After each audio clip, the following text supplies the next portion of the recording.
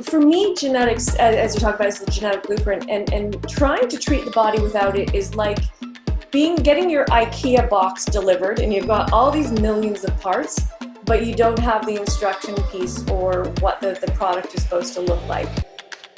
You're listening to the Holistic Nootropics podcast, your home for holistic, evidence-based cognitive enhancement strategies.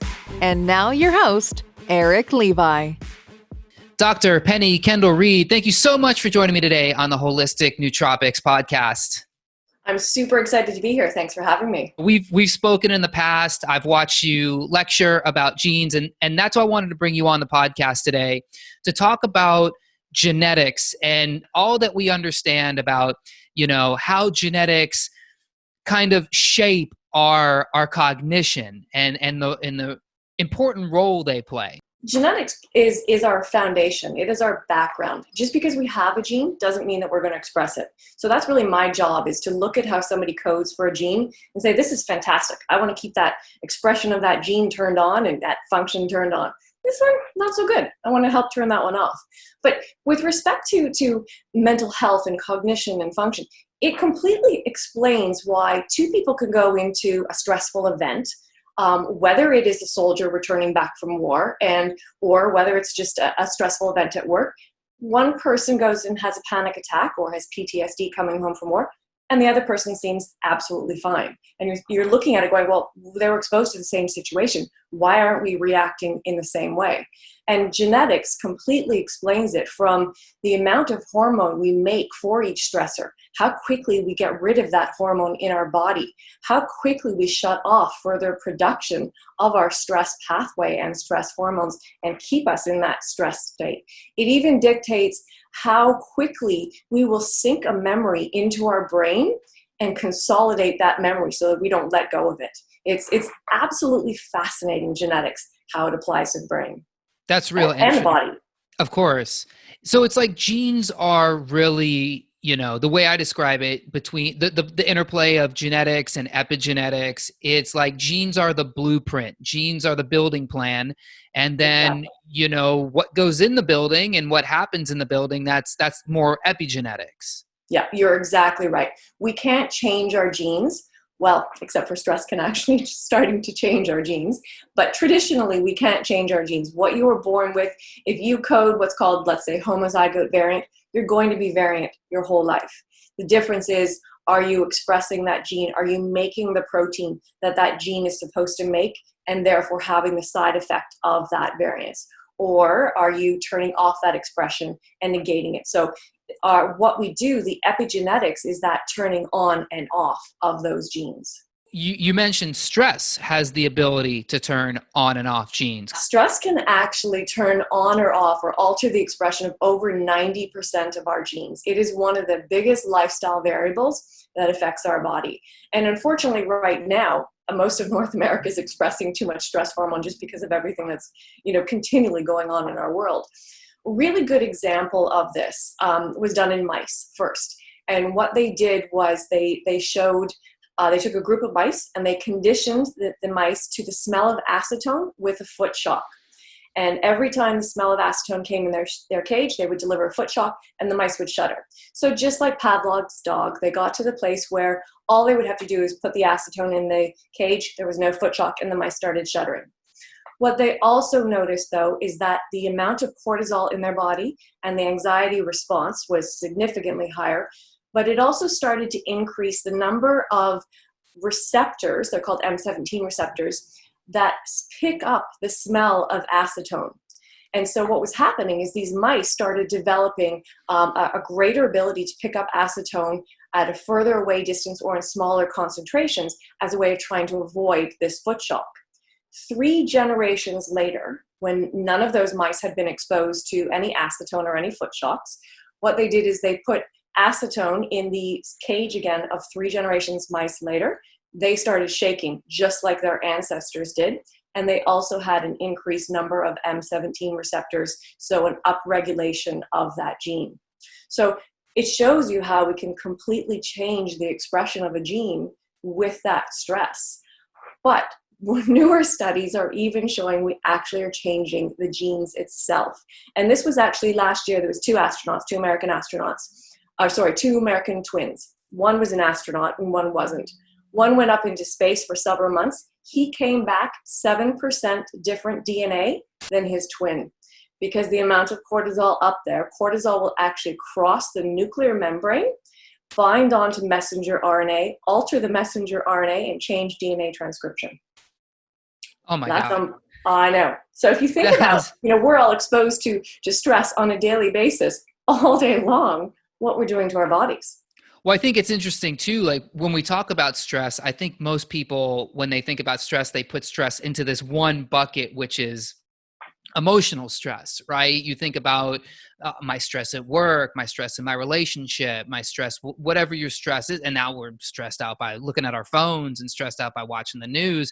But then we kind of leave out this whole other piece of the pie, which is your physical stress. How is your environment physically stressing you out? What are the chemicals that are in your, I was talking to Dr. Hellman about this in a previous podcast where, we're talking about stress in plastics. 100%. I was actually just writing a detoxification genetic lecture, and some of the papers that I was reading, just spending 3 months in Los Angeles, in the city of Los Angeles, is enough to increase interleukin-6, one of our main inflammatory substrates, up and above normal levels. Just walking around. That's it, in 3 months. Yeah. And then interleukin-6 goes and binds to pretty much every receptor in the body and blocks its ability to function, amongst a bevy of other things. And what you're saying is, with the interplay of genetics, is that these stresses physically get imprinted on your coding, and the body upregulates the stress response. And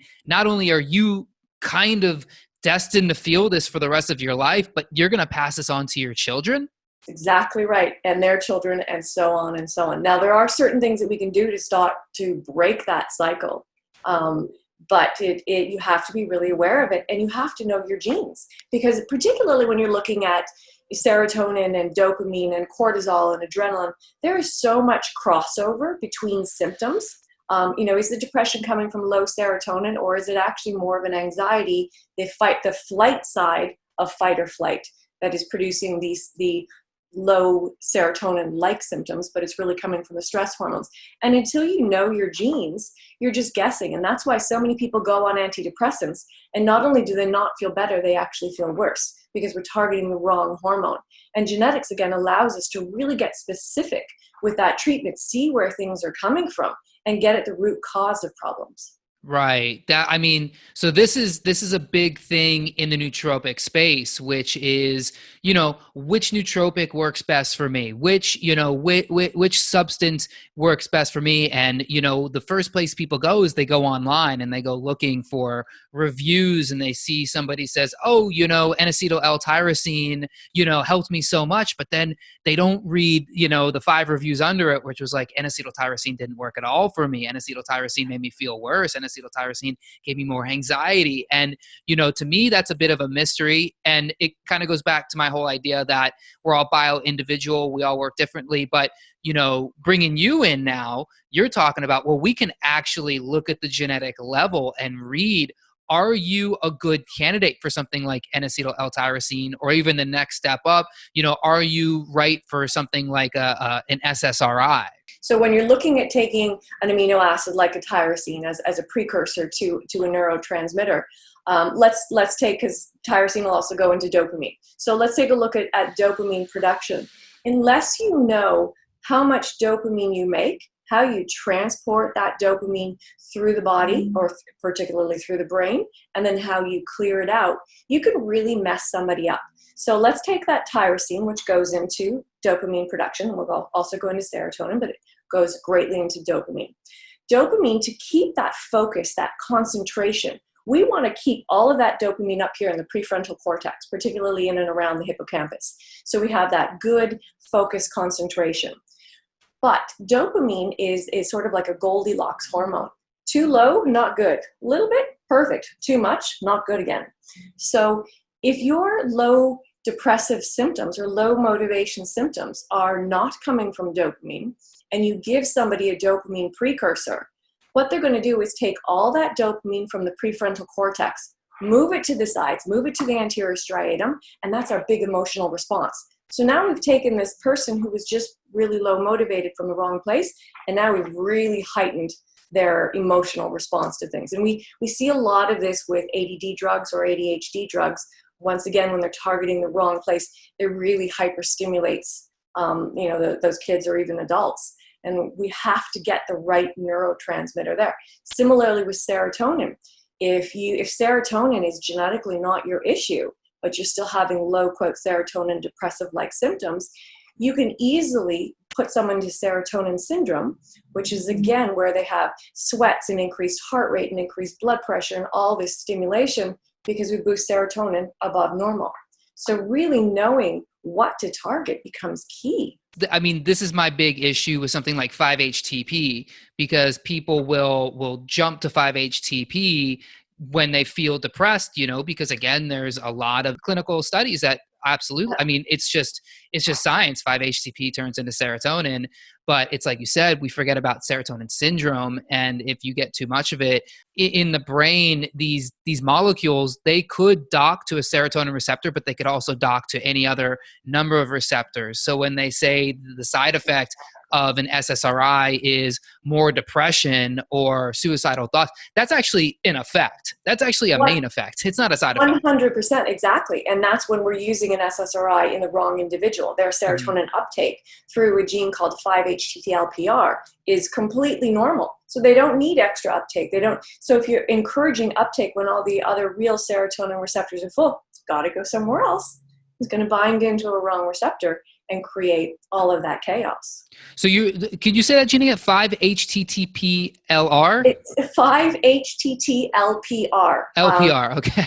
And it's a gene that talks about the transportation of serotonin, one transportation of it out of the gut, and then up into the brain and up into receptors, but the transportation basically into the receptor all through the body. And it has what's called two versions, an L and an S, a long and a short. And the long version, which is considered the normal allele, it has a longer uptake, so it'll have a bigger effect. The short allele, or the short side of that gene, has a shorter uptake. So if they're given an SSRI, even if they need it, they need a much higher dose because they keep kicking it back out at a much faster rate. I listen to, a lot of podcasts, and I get really into this genetics conversation. And maybe we can take a step back because I want to go deep into this genetics conversation. So if we go back to our basic DNA, it's a double helix. So it has those two strands that twirled around each other. And there was a pair, each pair of base nucleotides. So there's those four letters, A, C, G, and T. That's what made up each of those strands. And they were always paired together, two of the letters. When a cell replicates, it actually makes a complete replica of one side of the DNA strand and then divides itself in two so that it should have an exact copy of itself.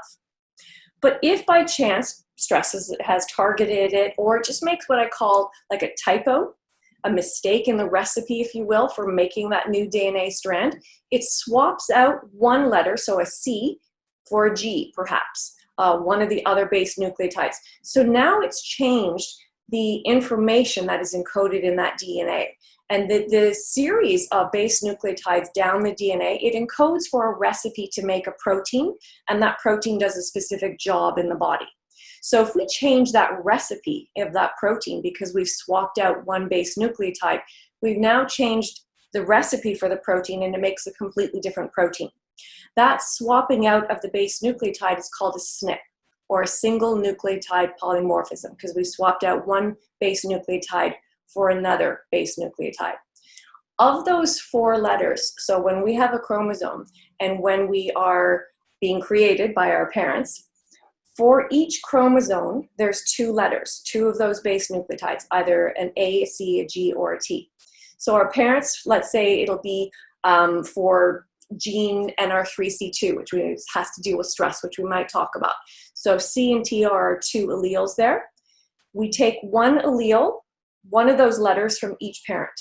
So there's a bunch of different combinations that you could have there, depending on what your parents code. So if you take one C from one parent and one C from another parent, then you are homozygote variant for that one gene, because the C is the bad allele for NR3C2, because you've taken both genes from both parents, or both alleles of those genes from both parents that carry the risk factor.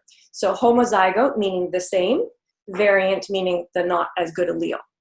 If you took both of the normal alleles from those genes, the TT, then you would be homozygote, meaning the same, TNT, normal. Or you could have taken one of each, and that's called heterozygote. Most often, almost about 95% of the time, being homozygote normal is the best position, but not always. There's certain genes where you want to be heterozygote. There's certain genes where you want to actually be variant. Depends on what that gene does and its function in the body. But most often, the less risk allele is the normal allele. And that's the heterozygote? That's the homozygote normal. So heterozygote means it has one normal allele and one variant allele in that coding. Oh, interesting. Okay.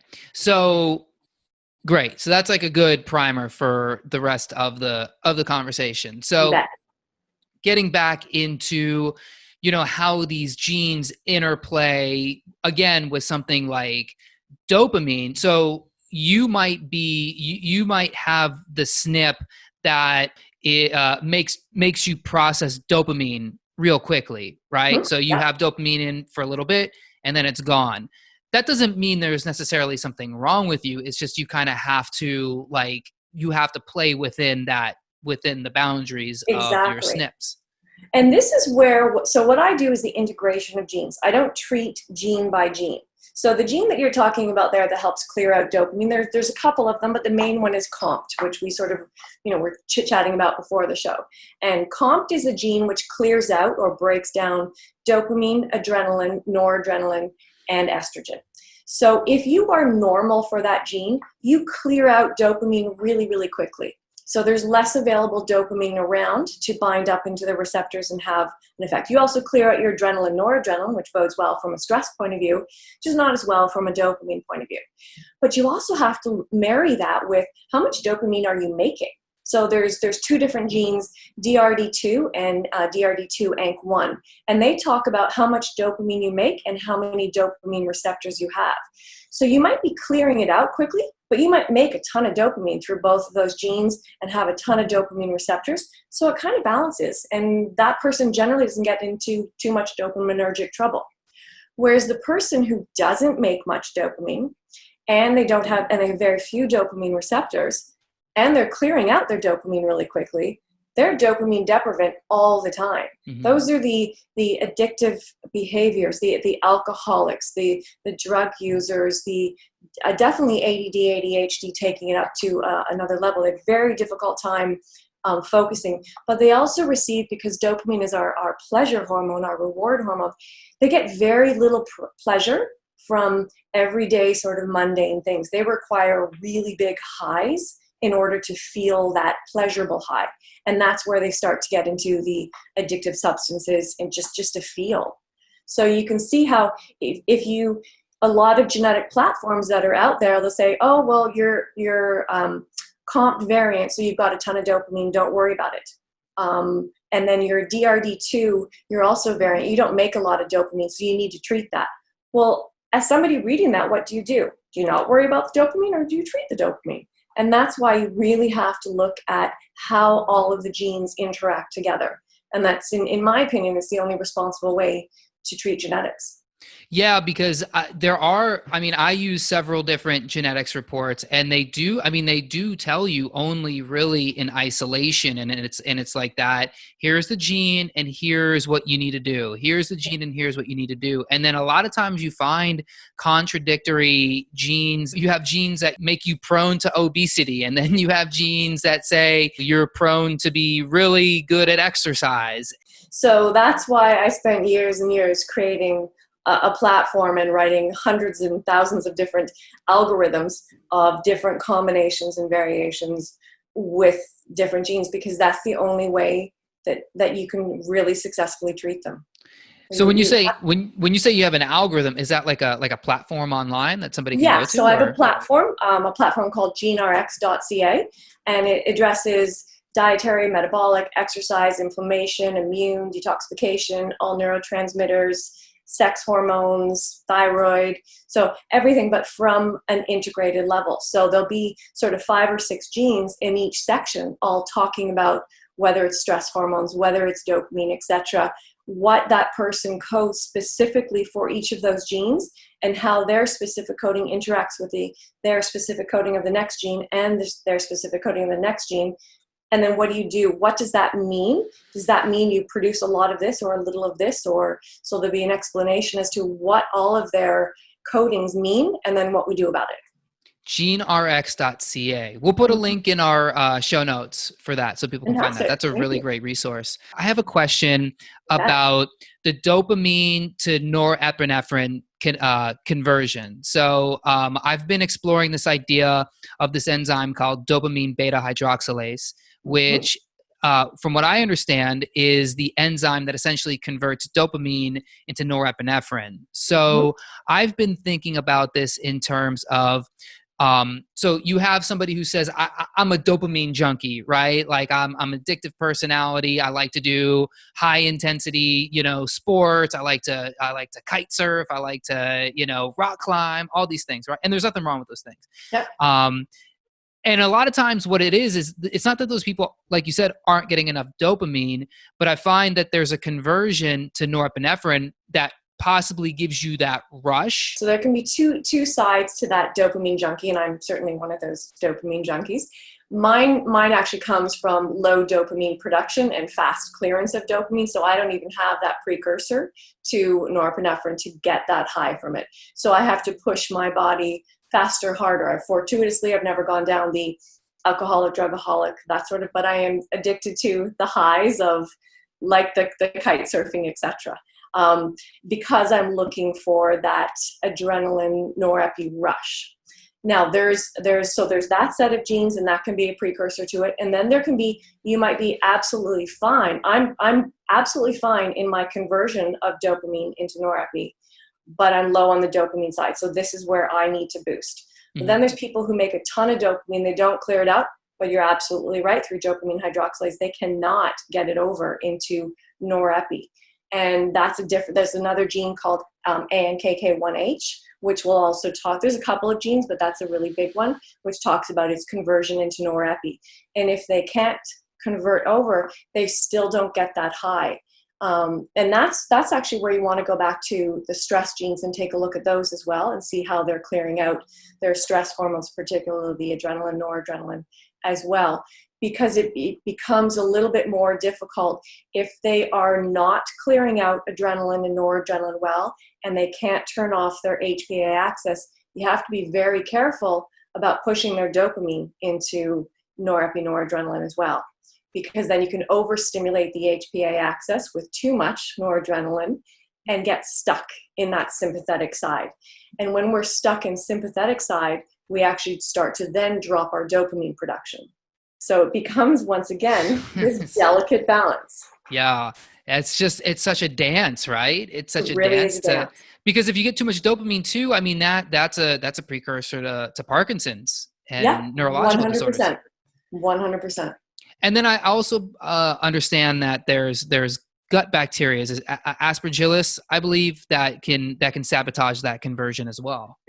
So our gut bacteria, the whole microbiome, is such a growing and interesting field. It really can dictate how much GABA we make, how much dopamine, serotonin we make in the GI tract, whether or not we allow it to make melatonin. It really can dictate so much of that. One of the difficulties there is we don't have a lot of very specific probiotics to use as a supplementation form for that. We have a lot of good testing materials to see which our gut may be low in, but right now, to target a lot of neurotransmitters specifically, we don't have single probiotics at high enough dose just yet to target that. So what we really want to do then is just create biodiversity. So really throw in a multi-strain probio if you can't get those specific ones there. Build up that gut flora and then feed it. People often forget about the whole feeding of the microbiome. So unless you just like feeding ourselves, we're going to diminish and shrivel up. So will those bacteria in our gut. So you need to use a prebiotic, like a type of soluble and soluble fiber mix to help feed and deep feed those probiotics so they can really take a stance in the GI tract. So are there genes that can affect, and I know the microbiome field of study is still fairly new, but do you know of any genes that kind of help, or that help you understand the way your microbiome works? So two really big ones. One is FUT2. FUT2 is one of the methylation genes as well. It also talks about the absorption of B12 through the gut. But it also talks about which microbiome which microbiota it allows to live in your gut, and it particularly likes to kill off Acidophilus bifidus and Bifidobacterium. And then there's one called NOD1, a different gene, and NOD1 talks about how quickly allow a bad bacteria to proliferate in the GI tract, and it will wipe out all probiotics. So those are sort of the two bigger genes that I go to when talking about microbiome. Again, I haven't focused as much on microbiome until we get strain-specific therapies for it. Then it's going to be really exciting. Yeah, I mean, the microbiome is such a complex ecosystem, and it almost seems like what we know today, it's going to be totally different a year from now. 100% it will be. Absolutely. Yeah. Maybe you could talk a little bit about, what methylation is, and then how the genes and what genes play into that process. Absolutely. So methylation, by definition, is the addition of a methyl group or an OH group onto a compound. And what that does is it basically acts like a little bit of an on-off switch for whatever it's trying to, for that gene to methylate that process. And there's been a lot of theories that methylation is the key to absolutely everything in the body. We need to overly methylate the body. And then we sort of swung the other way and went, oh my gosh, methylation, we need to be careful with it, and over methylating can create its own problems. And it's actually, again, it's a bit of a marriage between the two. So there's MTHFR, there's two main MTHFR genes. One has more of sort of a cardiovascular effect, and one has more of effect in terms of the production of neurotransmitters. So if you really increase overall methylation and you hype up the production of neurotransmitters, you need to make sure you know what all of your neurotransmitter genes are doing. Because what if you now start stimulating increased production of adrenaline and noradrenaline? Or what if you start stimulating your FKBP5, which is a protein which blocks receptors on the hypothalamus so you can't shut off the HPA axis? So you always have to look at what your possible outcome of treating any gene is. And with methylation, you can affect almost every gene in the body. It's kind of like cortisol. Stress will also affect almost every gene in the body. So when you're talking about, say, carbohydrate genes, how much insulin do we make for carbohydrate consumption, or how much inflammation do we make, or do we stimulate, say, P13K pathways, cancerous pathways on consumption of carbohydrates? It's a little less, quote, dangerous, if you will, because you're really only talking about your dietary genes there and the body's response to carbohydrates. But when you're talking about methylation and you up methylation in the body, you're now affecting everything. So to treat methylation just on its own, without, again, looking at all of the different genes that it's going to affect and how somebody codes for that, you need to be really careful.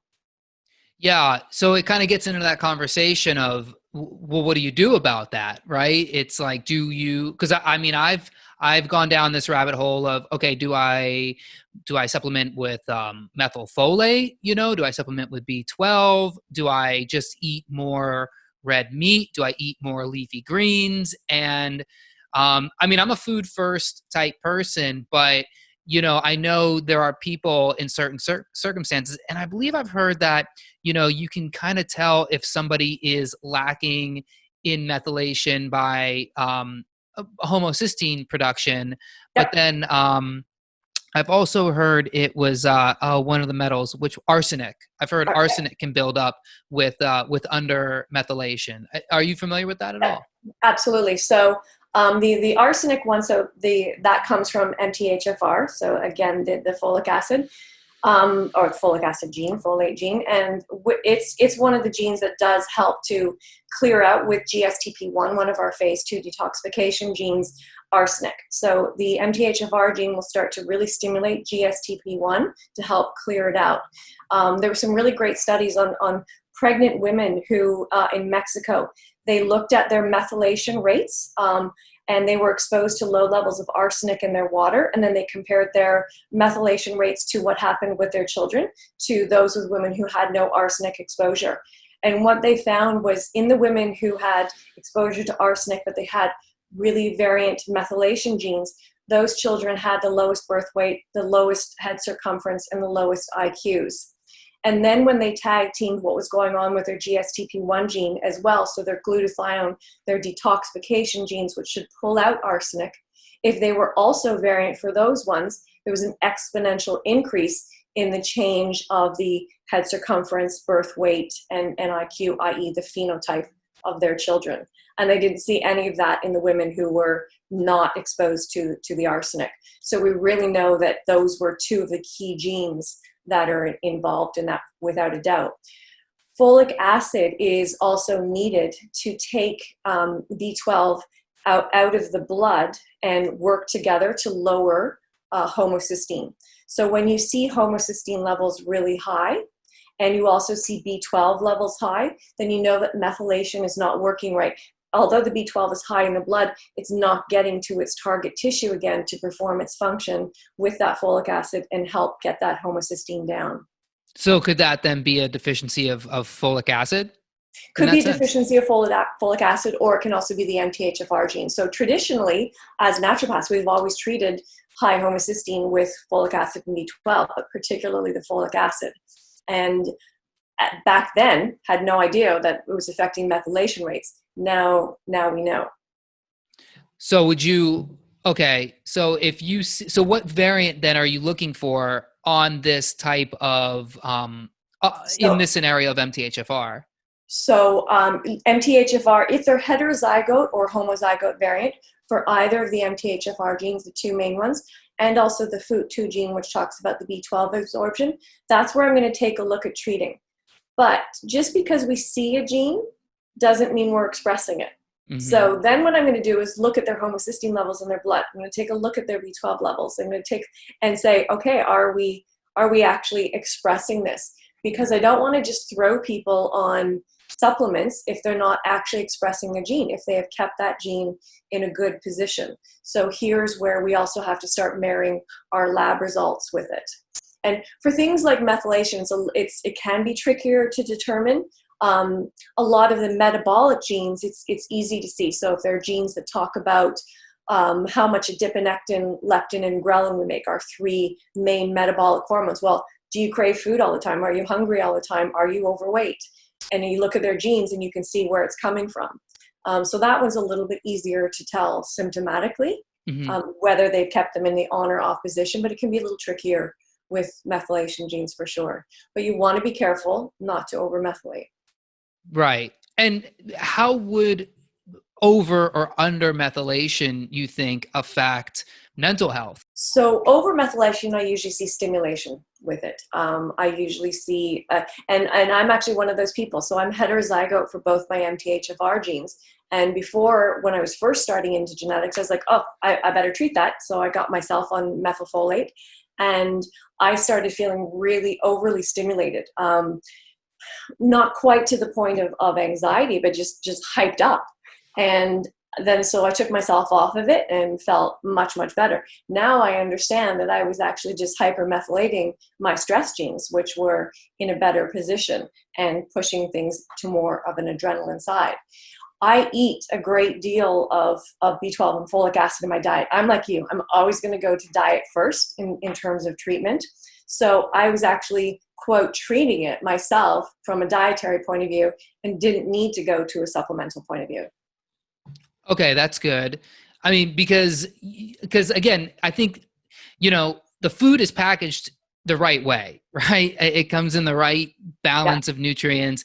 And, we don't realize about supplements is that sometimes we could take an issue or something we think is an issue. It's like you said, you said you were you were over methylating. Yeah. And you just read that as, well, I have the MTHFR thing, so now I need to get the stuff that fixes the thing. And I've been there myself, it manifests in me in sleep issues. I think, I might be an over methylator. And I've thrown so much stuff, including food and supplementation, that it's just, yeah, I don't feel like consciously anxious, but I can feel a bit of an overstimulation. Yeah, exactly. It's exactly how I felt. And it's exactly what I used to hear from patients, years and years ago, when that's how I was first treating it before my knowledge sort of grew there. So if you're looking at, you're looking at a genetics report, and we're talking about different supplements that are good for different things. We were talking about, for instance, the HPA axis, for instance, right? So you were talking about there's genes for the HPA axis, and some supplements that I personally like to work with clients on, the adaptogenic herbs, the phosphatidylserine, I feel does really well. In the nootropic side, you have L-theanine, which can help kind of calm things. But maybe you can talk a little bit about the HPA axis, what the SNPs are you're looking for, and kind of the supplements or nutrients that go along with those. Yeah, so this is my sort of favorite area. So the HPA axis, just to sort of jump back for any listeners, our hypothalamic pituitary adrenal axis. As hunter-gatherers, which biologically we still are, we're designed to hang out at the campfire all day long. We're designed for stress for an hour to go hunting. When we decide to go hunting or we have a stressor in our life, our adrenal glands, they start to produce cortisol, adrenaline, and noradrenaline. They rev the body up, they redistribute blood flow, they increase oxygenation so that we can go run and fight that tiger.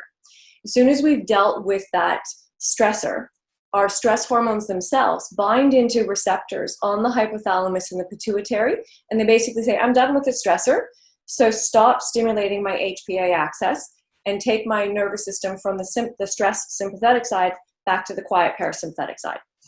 Today, though, in our society, we are bombarded nonstop with stressors, and then we also have genetic variables. So the ability to turn off that HPA axis once it's stimulated in many people is much less. So there's two really significant genes which talk about the receptors.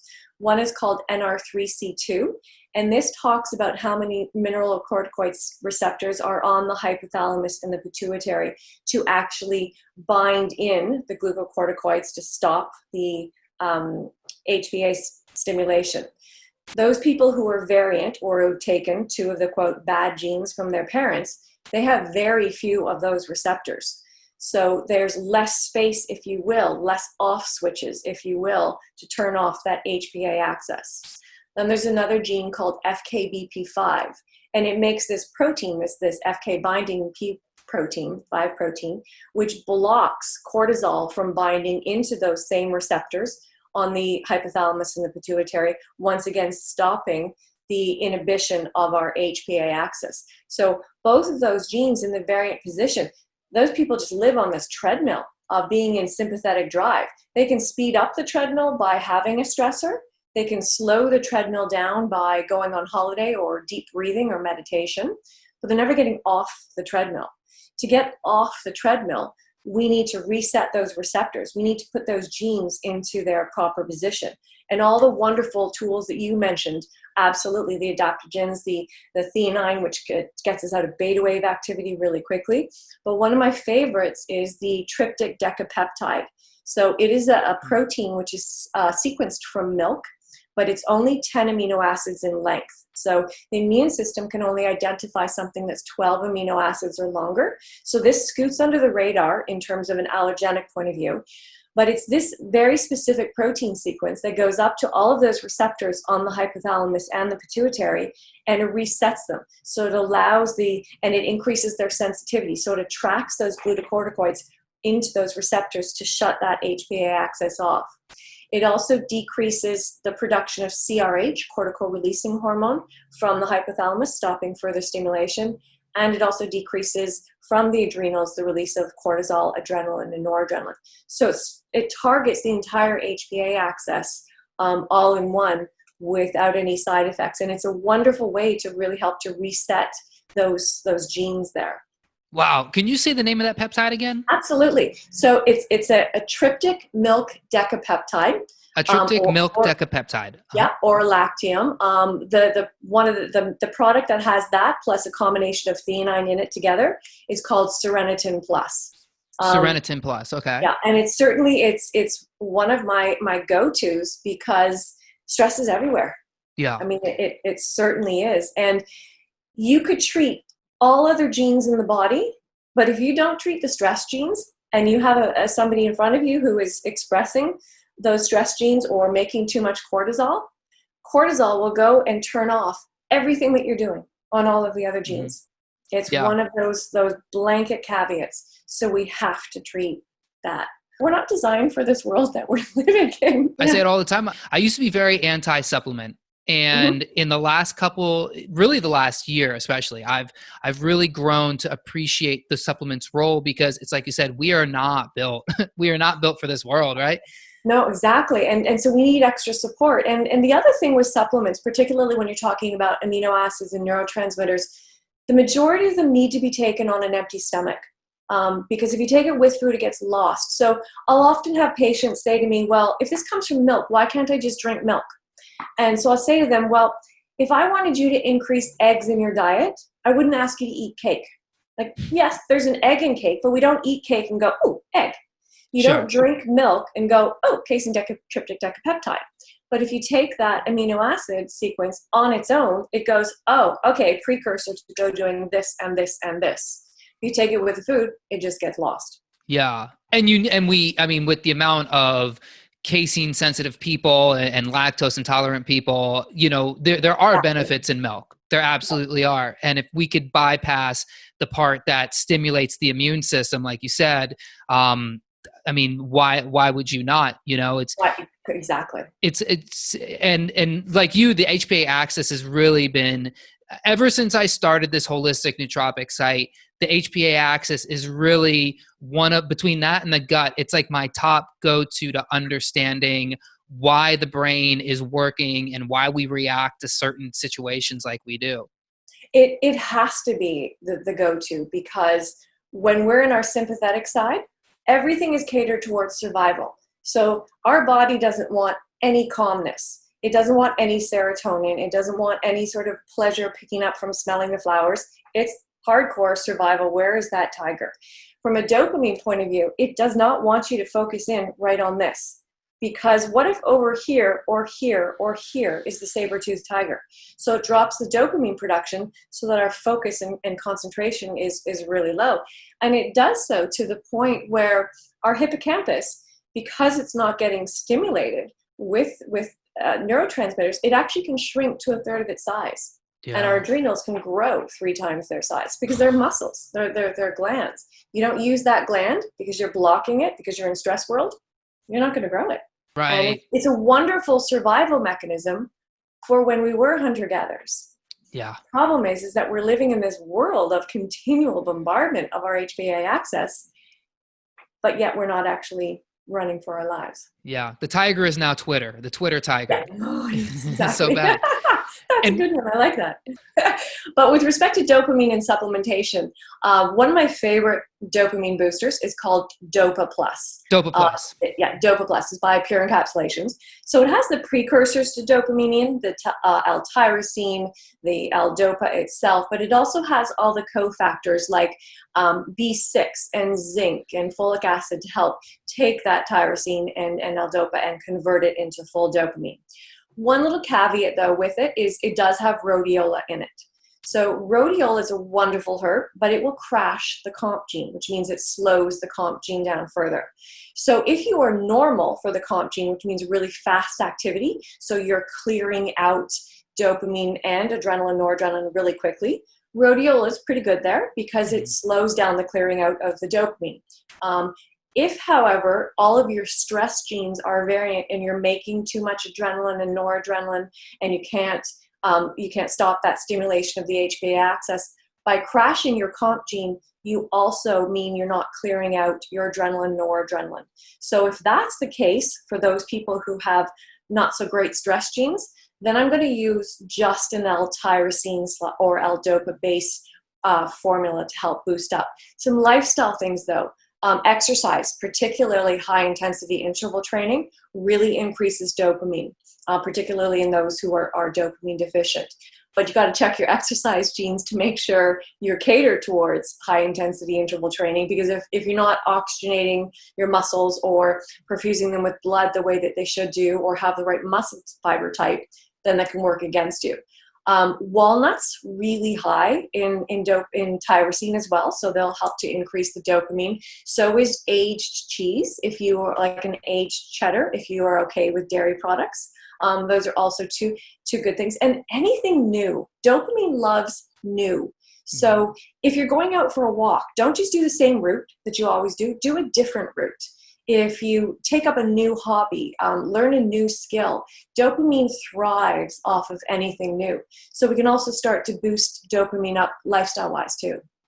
You actually also made me, we're getting towards the end here, and I hate to like break into a whole new thing, but when you were talking about exercise, you made me think about BDNF and how exercise is so good for BDNF. And I know there's a gene that codes for BDNF, which is great. I mean, that's one of the greatest just natural nootropics you can get. It's literally miracle just grow for the brain. Yeah, it's fantastic. What maybe you could talk for just a quick minute about BDNF, the gene that goes with it, and kind of what helps, how to kind of work with that one. For sure. So BDNF is a gene which codes for the production of brain-derived nerve factor itself. And what brain-derived nerve factor does is it helps increase the growth of dendrites. So it helps to consolidate memory. It helps to increase the production of neurotransmitters. It basically is what fixes the brain. So if there's an injury in the brain, basically we go through this little assessment process where our brain goes, are you really truly damaged, like damaged so much that I can't repair you? And if it is, then it goes through a process similar to apoptosis, where it destroys that cell because it can't be fixed, and then we clear it away. If it decides, oh, you know what, we're not too damaged, we can fix this, then brain-derived nerve factor comes in and really heals up that area and gets it functioning again. So it's a wonderful, wonderful tool for the brain. And high-intensity interval training is fantastic for increasing that production. So is CoQ10, has a wonderful, wonderful effect on increasing it. And curcumin does as well as resveratrol. But with curcumin, there's another caveat with a different gene. One of our detoxification genes called CYP1A2, curcumin will really slow that gene down. So unless you're too fast for that gene, which is the normal position, curcumin is great for you to normalize and slow down that gene. But if you're variant, where you're already slow, and so your phase 1 detoxification processes are not great, you're actually going to increase inflammation in your body with curcumin, and then it will drop your BDNF. Interesting. Oh, that's, yeah. Back to that integration. Can't just look at one gene. Well, I'm going to have to bring it back to talk more about this, because I just thought of a million more questions. It's so interesting, just the idea of the interplay of your personal genetics. And I feel like in this field, we're just starting to get into what this is and understanding it. You're exactly right. And, as each year goes, I learn more and more and keep modifying. And I'm so excited to keep learning about it. I hope a lot of people listen to this and really, especially the nootropic heads and the biohackers, because there's a lot of stuff going on in these fields, in these niches or these categories, and people are just throwing a lot of stuff at the wall. And I feel like we would be making much more informed decisions if we just first started by understanding our blueprint, our genetic blueprint, using a resource like yours. That was GeneRx, was it? GeneRx.ca. GeneRx.ca. Go check out GeneRx.ca. Learn your genetics, work with Penny, read her. You have a book coming out. What book is that? Yeah, I do. It's called Fix Your Genes to Fit Your Genes, JEANS at the end. So we'll put a link to it in my show notes. And fantastic, thank you. Is there anything else you want to leave us with before we sign out? No, basically, for me, genetics, as you talk about, is the genetic blueprint, and trying to treat the body without it is like getting your IKEA box delivered, and you've got all these millions of parts, but you don't have the instruction piece or what the product is supposed to look like. And without the instructions for what makes our body grow and tick and heal, how can you stimulate the innate healing response if you don't know what your individual innate healing response is? I mean, this is to me, it is the foundation of of medicine. And yes, we do have to marry it with the patient sitting in front of us, with labs, etc. But it is the foundation of who I am and why I respond to certain things versus who you are and how you respond. And I think it's a beautiful thing that we're all individual, but so are our treatment protocols. Thank you so much. So thank you so much for listening. Thank you so much for listening, you dear listener. For more on Penny, check out her site. For more on the podcast, check out nutropics.com/podcast. And for more on all things nootropics, go check out holisticnootropics.com. Thank you so much for listening. We will catch you on the next one. Thanks for listening. For more brain-boosting info, in-depth articles, and show notes, check out holisticnootropics.com.